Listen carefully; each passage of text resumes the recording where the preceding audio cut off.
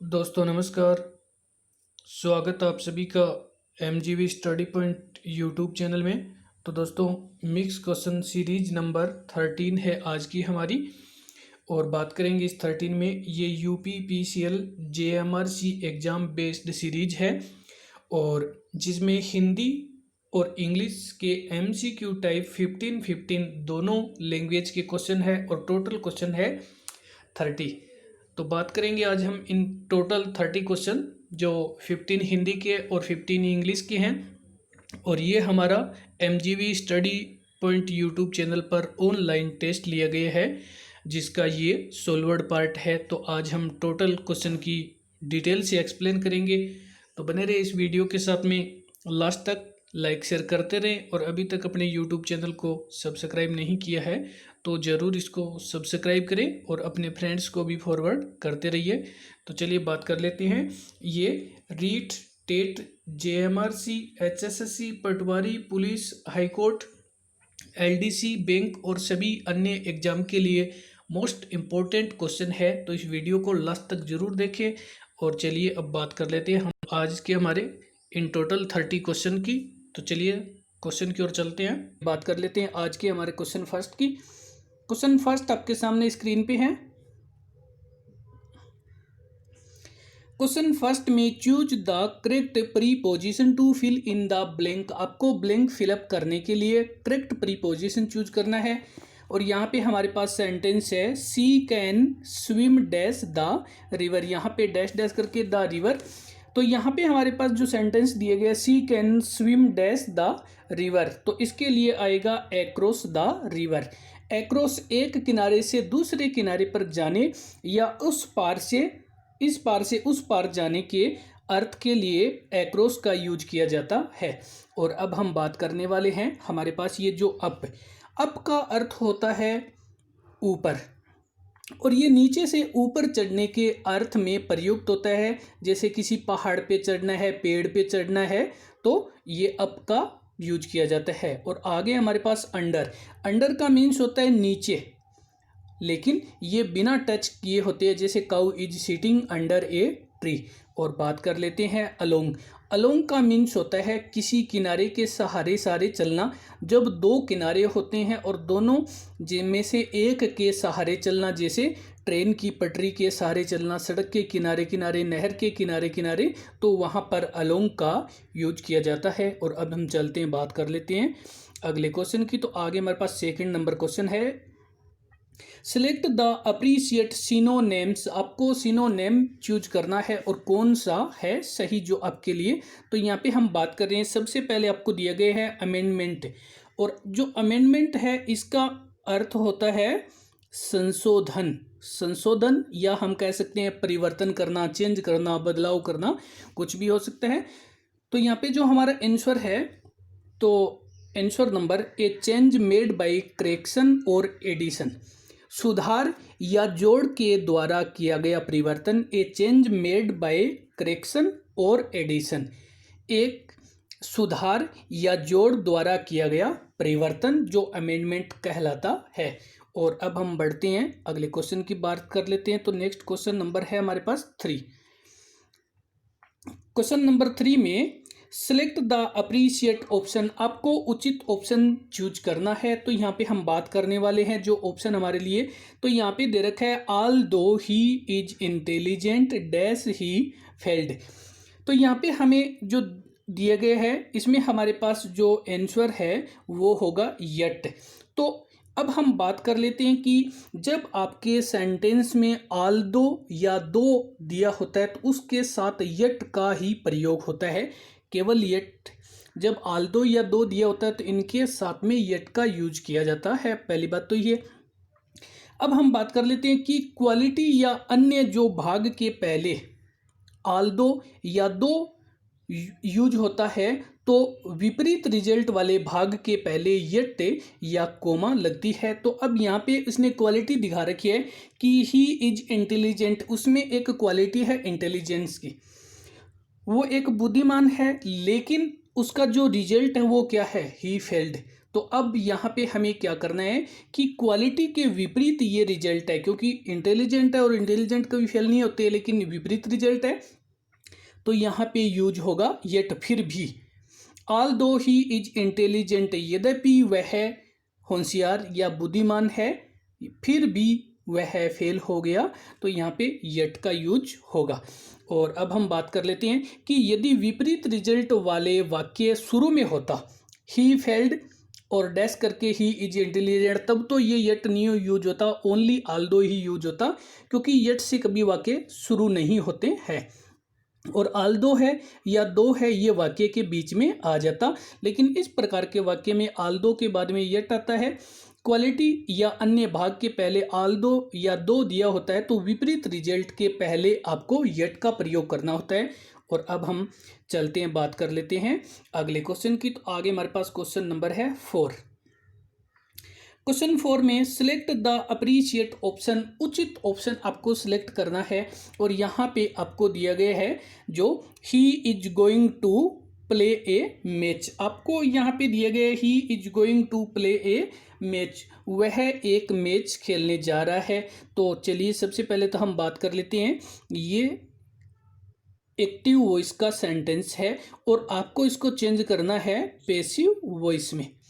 Active के sentence को आप पैसिव में कन्वर्ट करेंगे, तो चलिए यहाँ पे हम बात कर लेते हैं कि जो सेंटेंस दिया गया है he is going to play a match, और इस सेंटेंस में हमारे पास जो दिया गया है कि सबसे पहले तो ये सेंटेंस की इसमें सबसे पहले सब्जेक्ट दिया गया है ही, और उसके बाद में जो इज दिया गया है इज आर एम, और उसके आगे आपको दिया गया है गोइंग, और गोइंग के आगे टू, और टू के बाद वर्ब की फर्स्ट फॉर्म।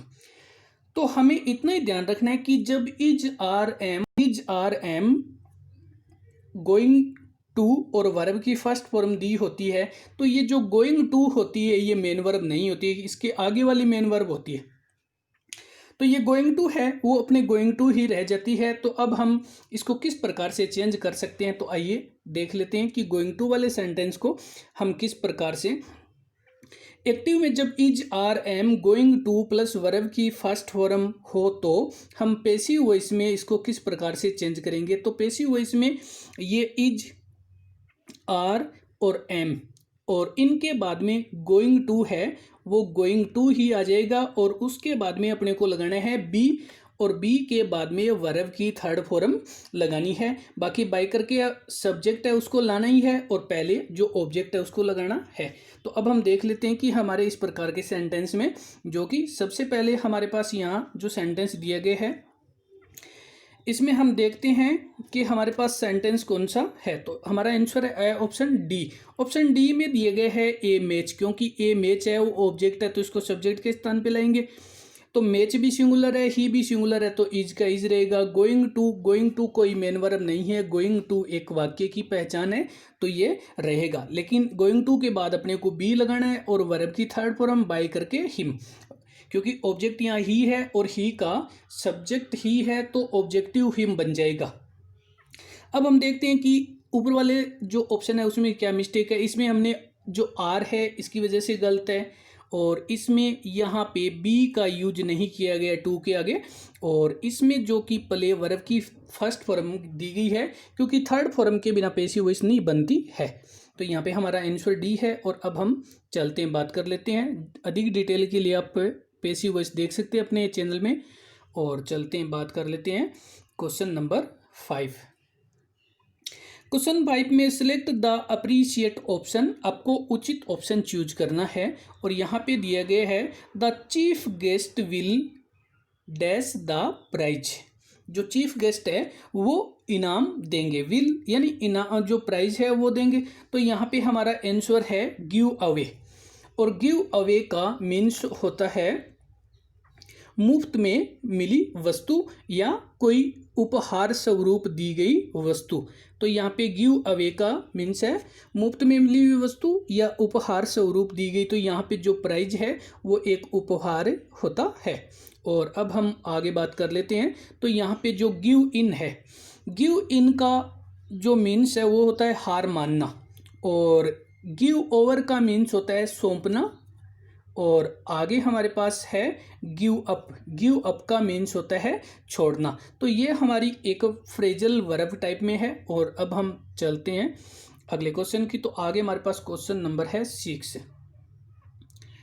और क्वेश्चन 6 में बात करें तो यहाँ पे the idiom at one's fingers trip. तो यहाँ पे at one's finger trip mean जो इडियम है, जो मुहावरा है एट वंस फिंगर ट्रिप। तो सबसे पहले तो हम बात करेंगे एक की उंगलियों पर, यानी अब कह सकते हैं एक की उंगलियों पर। और यहाँ पे जो इसका मीन्स है वो दिया गया है। तो यहाँ पे दिए गए हैं रेडिली अवेलेबल नॉलेज।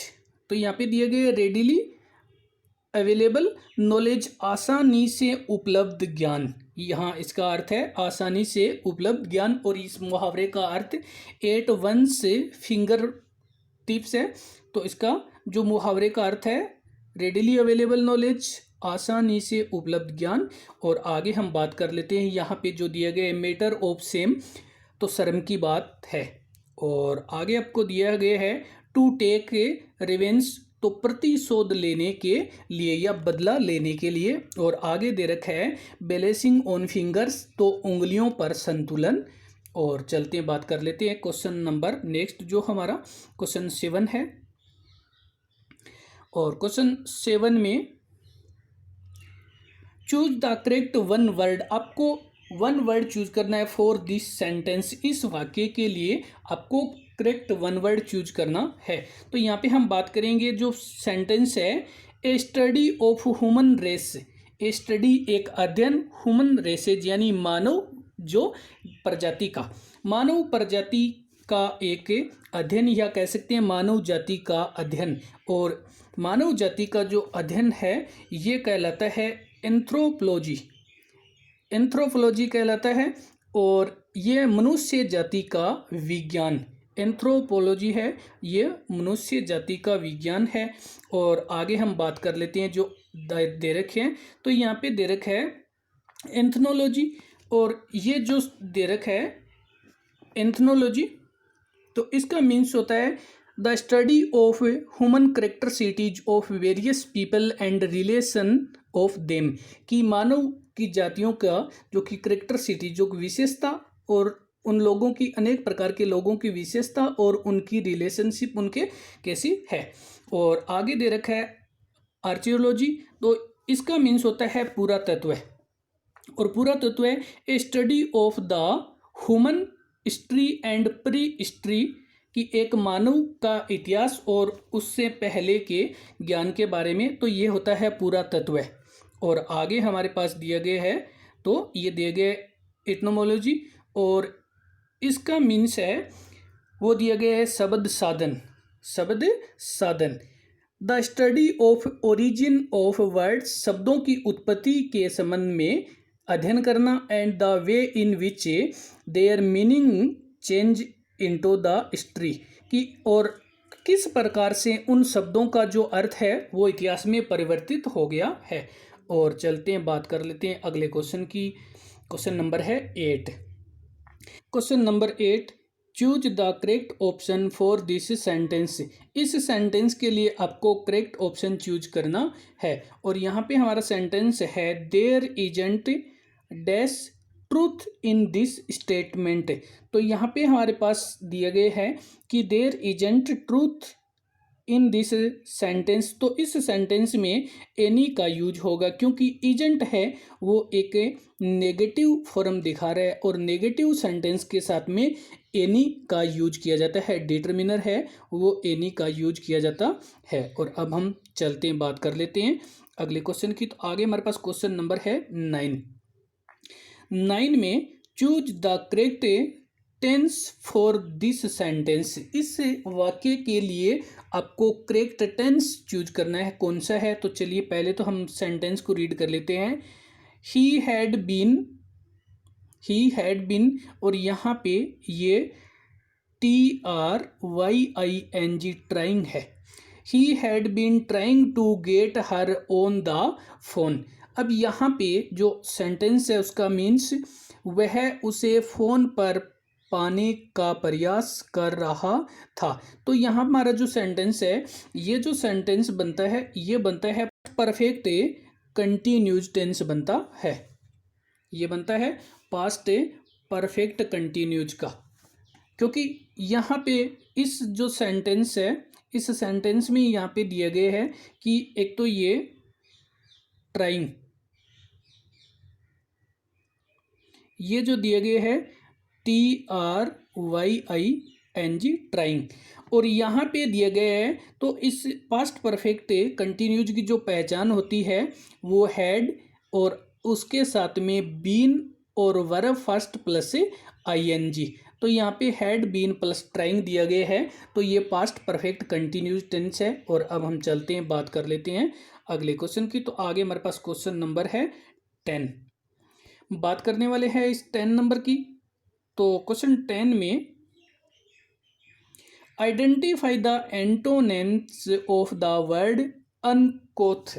यहाँ पे जो वर्ड दिया गया है अनकोथ, तो इनका मीन्स होता है गंवार।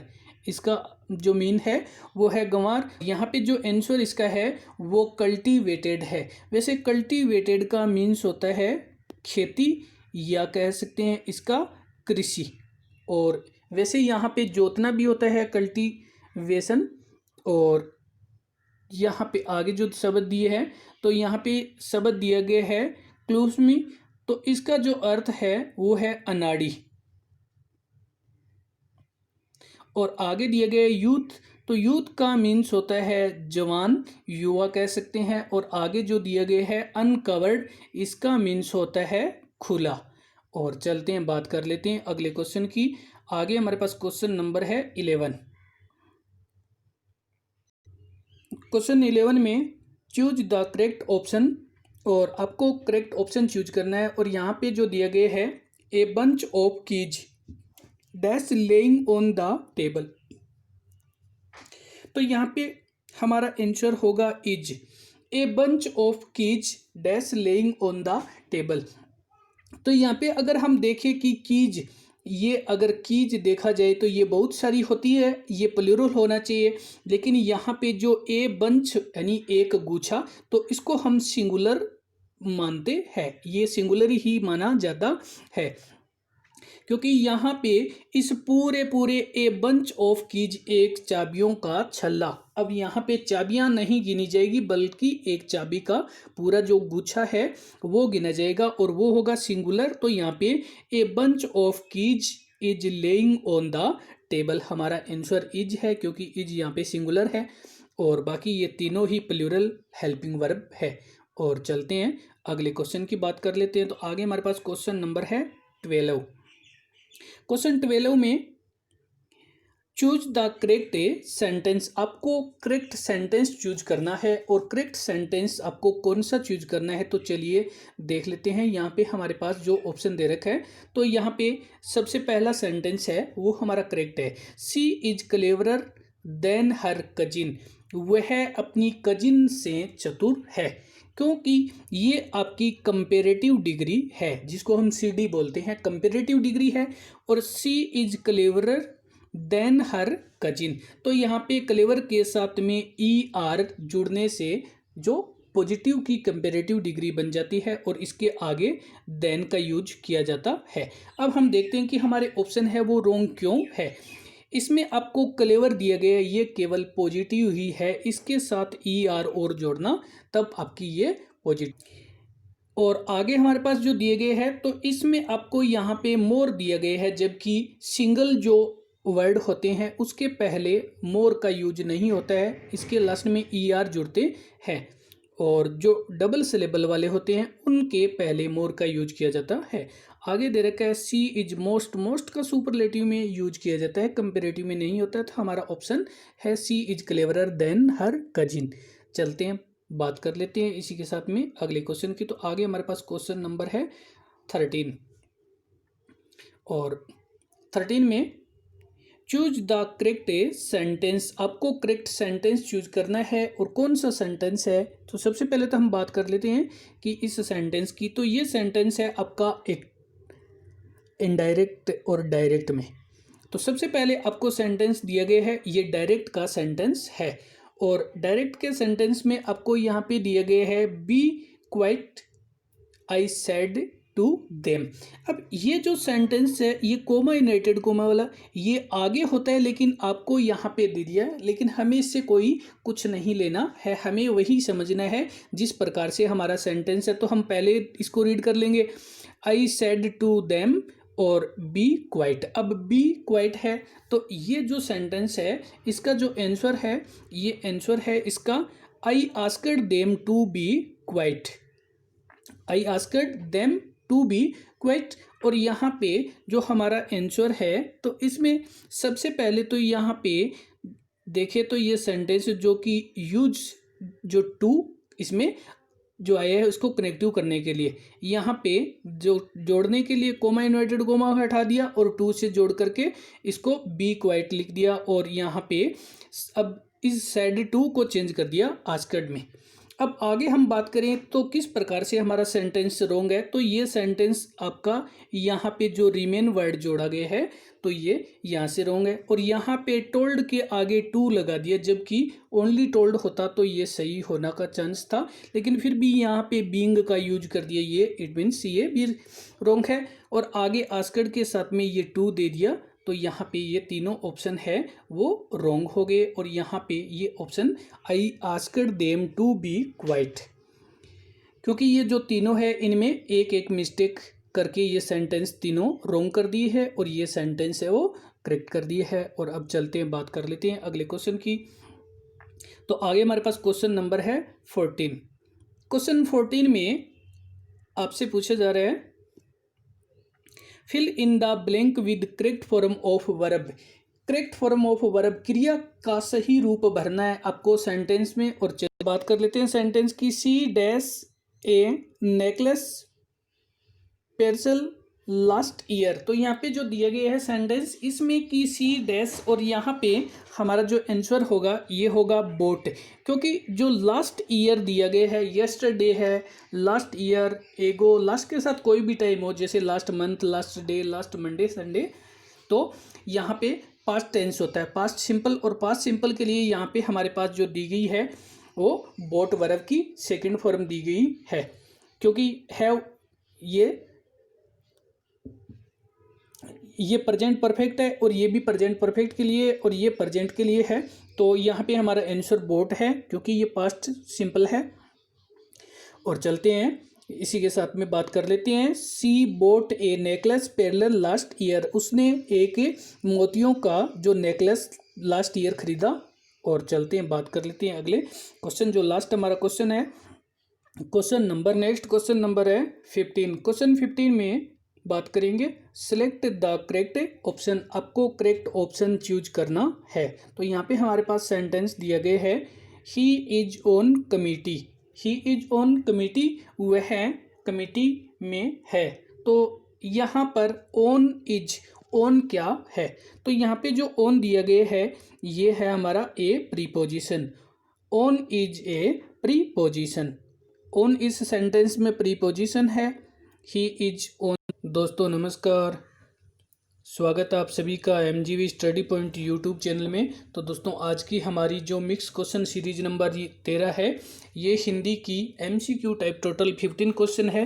तो दोस्तों इस वीडियो में जो 15 क्वेश्चन पहले इंग्लिश के हो गए हैं और ये 15 क्वेश्चन है ये हिंदी के हैं। तो यहाँ पे हमारे पास इस वीडियो में टोटल 30 क्वेश्चन है। तो इसमें 15 क्वेश्चन हिंदी के और 15 क्वेश्चन इंग्लिश के, टोटल 30 क्वेश्चन का वीडियो है। तो चलते हैं बात कर लेते हैं। पहले हमने 15 क्वेश्चन इंग्लिश में एक्सप्लेन कर दिए हैं और अब हम बात करते हैं आगे जो 15 क्वेश्चन है। तो ये ऑनलाइन जो हमने टेस्ट लिया था उसका सोल्वर्ड पार्ट है। तो चलिए बात कर लेते हैं आज के हमारे क्वेश्चन की। तो चलते हैं बात कर लेते हैं। ये हमारा हिंदी का जो क्वेश्चन फर्स्ट है और हमारी इस सीरीज का क्वेश्चन नंबर है 16। इससे पहले 15 क्वेश्चन जो हमारे इंग्लिश लैंग्वेज के अपलोड हो चुके हैं और अब हम प्लस में 15 क्वेश्चन जो हिंदी के हैं। तो टोटल इस वीडियो में 30 क्वेश्चन है। तो हम बात करने वाले हैं दोनों लैंग्वेज के जो UPPCL एग्ज़ाम के लिए इम्पोर्टेंट क्वेश्चन है। और रीट टेट के लिए भी एग्जाम इम्पोर्टेंट क्वेश्चन है। तो अब हम बात करेंगे इन टोटल 15 क्वेश्चन की जो हिंदी के हमारे पास है, तो इनकी डिटेल से बात करेंगे। तो चलिए चलते हैं क्वेश्चन 16 की बात कर लेते हैं। किस क्रमांक में ई स्वर का सही उच्चारण स्थान है? तो यहाँ पे हम बात कर रहे हैं जो ई स्वर है उसका उच्चारण स्थान कहाँ है। तो ई का उच्चारण स्थान होता है तालु। इसमें हमारे पास है, जब हम इनका उच्चारण करते हैं तो छोटी ई, बड़ी ई और च वर्ग में पूरा च, छ, ज, झ, ये, और साथ में इनके जो एक तो ये और ये जो है ये अंतस्थ व्यंजन है और एक ये स, ये उसम व्यंजन है। इन सभी का जो कि छोटी ई, बड़ी ई, च वर्ग, ये, स, इन सभी का उच्चारण तालव्य या तालु के किया जाता है। इस समय जीभ हो, जब हम उनका उच्चारण करते हैं तो जीभ हमारी तालु को स्पर्श करती है। और चलते हैं बात कर लेते हैं अगले क्वेश्चन की। तो आगे हमारे पास क्वेश्चन नंबर है 17। क्वेश्चन 17 में किस क्रमांक में शब्द की शुद्ध वर्तनी है? यहाँ पे हमारे पास कि कौन सा शब्द है वो शुद्ध शब्द है। तो यहाँ पे हमारा आंसर है अतिशयोक्ति। अतिशयोक्ति जो शब्द है ये शुद्ध शब्द है, बाकी जो है ये तीनों ही अशुद्ध शब्द है। और चलते हैं बात कर लेते हैं अगले क्वेश्चन की। तो आगे हमारे पास क्वेश्चन नंबर है 18। क्वेश्चन 18 में अंधे के हाथ बटेर लगना लोकोक्ति का सही अर्थ है। तो यहाँ पे हम बात करें लोकोक्ति के अर्थ की, और आपको लोकोक्ति दी गई है अंधे के हाथ बटेर लगना। तो यहाँ पे हमारा जो आंसर है बिना मेहनत के ही उपलब्ध होना, यानी अंधे के हाथ बटेर लगना और बिना प्रयास या बिना मेहनत के ही उपलब्धि हासिल होना। और चलते हैं अगले क्वेश्चन की बात कर लेते हैं। तो आगे हमारे पास क्वेश्चन नंबर है 19। क्वेश्चन 19 में पूनम शाम को घर गई। तो यहाँ पे जो हमारा वाक्य है, वाक्य में कौन सा काल है? तो आपसे पूछा जा रहा है कि इस वाक्य में काल कौन सा है? पूनम शाम को घर गई। तो हमारा आंसर है सामान्य भूतकाल। और बात करेंगे सामान्य भूतकाल में, जब क्रिया का सामान्य रूप से भूतकाल में होना पाया जाता है और इसमें जैसे आ, ई, ए या ही, ये ऐसे जो इनके लास्ट में जो कि हिंदी की क्रिया होती है उसके अंत में होते हैं। और यहाँ पे जैसे गई सामान्य भूतकाल में, जो कि जब क्रिया कोई सामान्य भूतकाल में कंप्लीट हो जाती है तो उसे। और अब हम बात कर लेते हैं आसन भूतकाल। आसन भूतकाल में पूर्ण वर्तमान का रूपांतरण है। पूर्ण वर्तमान काल का रूपांतरण है, जैसे यहाँ पे मैंने पाठ पढ़ा है, तब तो ये पूर्ण वर्तमान काल है। लेकिन यहाँ पे जैसे दूसरा, मैं पाठ पढ़ चुका हूँ, मैं पाठ पढ़ चुका हूँ, तो ये है पूर्ण जो कि आसन भूतकाल।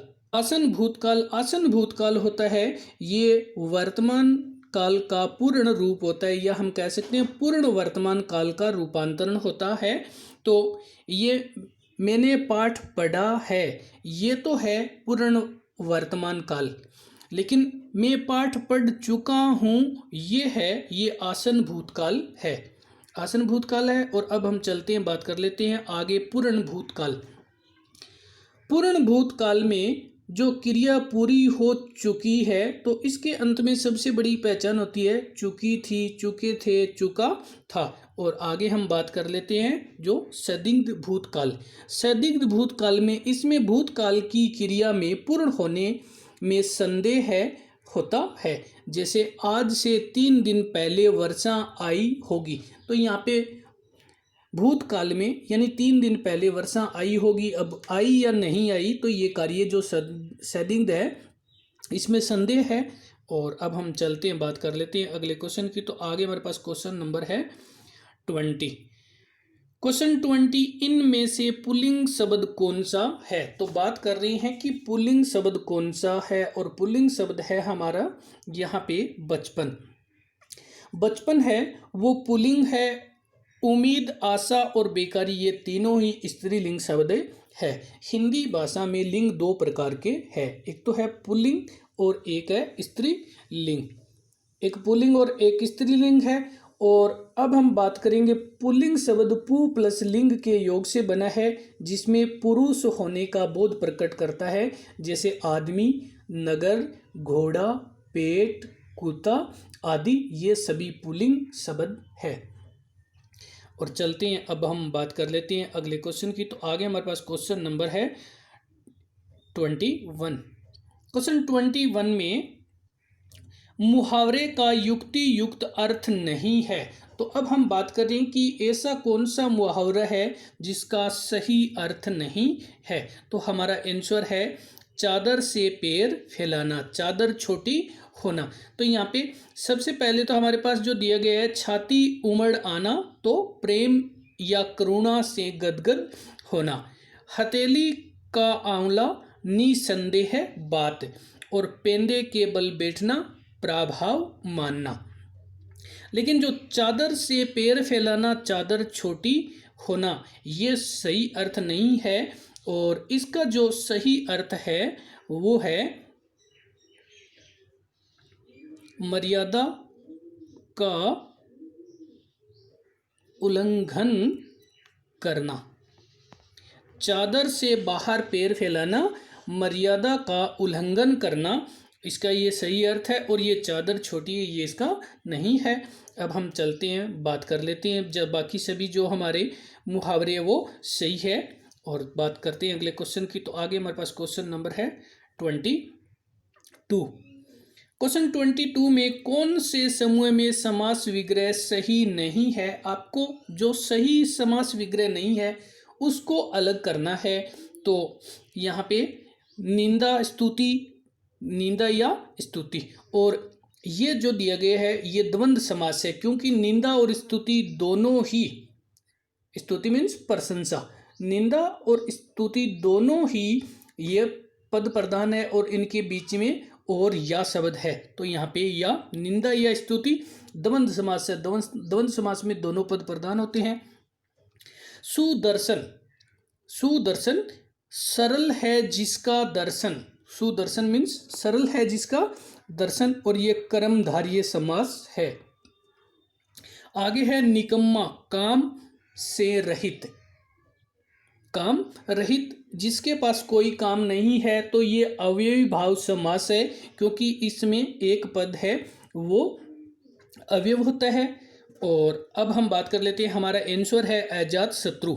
अजात शत्रु अज्ञात है शत्रु जिसके ये नहीं होता है। अजात शत्रु, इसका जब समास विग्रह करते हैं तो इसका अर्थ होता है अजात नहीं जन्मा है शत्रु जिसका वह है। और अब हम चलते हैं, बात कर लेते हैं अगले क्वेश्चन की। तो आगे हमारे पास क्वेश्चन नंबर है 23। क्वेश्चन 23 में निम्न में से महादेव का पर्यायवाची शब्द चुनिए। आपको क्या करना है, महादेव का पर्यायवाची चुनना है। और देखते हैं कि यहाँ पे हमारे पास जो आंसर है चंद्रशेखर। चंद्रशेखर अर्थात भगवान शिव, और चंद्रशेखर में बहुब्रीहि समास है। चंद्रशेखर चंद्रमा है जिसके शिखर यानी सिर पर, और भगवान शिव या महादेव। और अब हम बात कर लेते हैं, ये जो नारायण है ये भगवान विष्णु या हरि का पर्यायवाची है। यक्षराज ये कुबेर का पर्यायवाची है, यक्षराज है ये कुबेर का पर्यायवाची है। और वक्रतुंड ये भगवान श्री गणेश का पर्यायवाची है। वक्रतुंड गणेश का, यक्षराज कुबेर का, नारायण भगवान श्री हरि विष्णु का, और चंद्रशेखर है। तो यहाँ पे हमारा आंसर है चंद्रशेखर। और चलते हैं, बात कर लेते हैं अगले क्वेश्चन की। आगे हमारे पास क्वेश्चन नंबर है 24। तो बात करते हैं 24 में, लाघव शब्द का विलोम शब्द है। तो यहाँ पे हम बात कर रहे हैं लाघव, और लाघव शब्द का जो अर्थ होता है वो होता है छोटा। ये अर्थ होता है छोटा, या हम कह सकते हैं संक्षिप्त। लाघव चिन्ह होता है जो संक्षिप्तीकरण के लिए। और हमारा जो आंसर है तो देख लेते हैं आंसर। यहाँ पे हमारे पास आंसर दिए गए हैं, और आंसर दिया गया इसका विस्तार। जो हमारा शब्द है लाघव, लाघव का जो विलोम होता है वो विस्तार होता है। और अब हम चलते हैं, बात कर लेते हैं अगले क्वेश्चन की ओर। तो आगे हमारे पास क्वेश्चन नंबर है 25। 25 में किस क्रम में अधिकरण कारक का उदाहरण नहीं है? आपको वह ऑप्शन चूज करना है जिसमें अधिकरण कारक का उदाहरण नहीं दिया गया है। तो यहाँ पे हमारा आंसर है ये मोहन का पेन है। ये मोहन का पेन है। बाकी सबसे बड़ी बात ये होती है कि जो अधिकरण कारक होता है उसकी कारक चिन्ह की पहचान में या पर होता है। में या पर होता है, तो इसमें छत पर खेलो पर हो गया, कार्यालय में और अलमारी में, तो ये तीनों ही अधिकरण के कारक है अधिकरण कारक। और ये मोहन का पेन ये अधिकरण कारक का उदाहरण नहीं है। अब हम बात कर लेते हैं कारक के जिस रूप से स्थान का पता चलता है जहाँ पर क्रिया हुई है और इसके चिन्ह में या पर होता है, और अंदर के अर्थ के लिए भी अधिकरण कारक का प्रयोग किया जाता है। चलते हैं, बात कर लेते हैं अगले क्वेश्चन की। तो आगे हमारे पास क्वेश्चन नंबर है 26।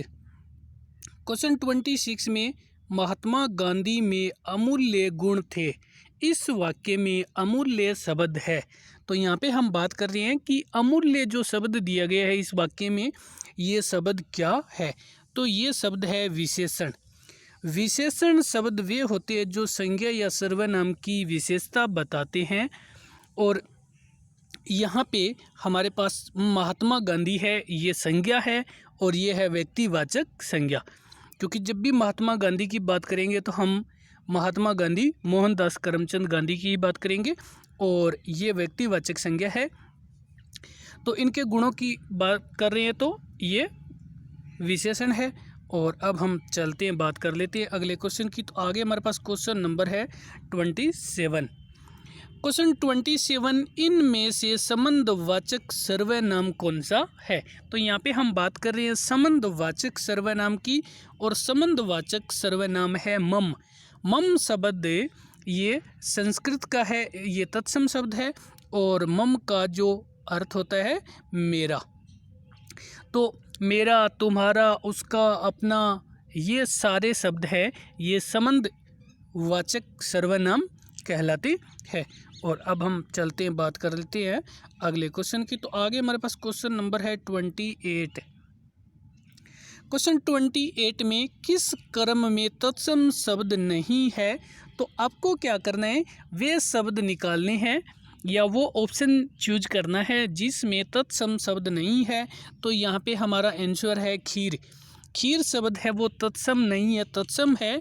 और खीर का जो तत्सम शब्द होता है वो ये बनता है क्षीर।